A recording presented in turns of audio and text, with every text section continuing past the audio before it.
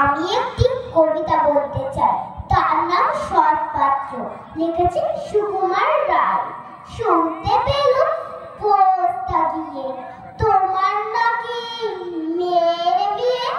গঙ্গারামকে পাত্র পেলে, জানতে চাও সে কেমন ছেলে, মন্দ নয় পাত্র ভালো, রং যদিও বিচার কালো, তালু বলে মুখের গঠন অনেকটা সে পেঁচার মতন, বিদ্যে বুদ্ধি বলছি মশাই, তন্নি ছেলে অধ্যাবসায়, 19টি না ব্যক্তি কেসে খাইয়ে রই থামলো শেষে, বিষয় আশায় গরিব বেজায় কষ্টের সৃষ্টির দিন চলে যায়, মানুষ তো নয় ভাই বলো তার, একটা পাগল একটা গোয়ার, আরেকটি সে তো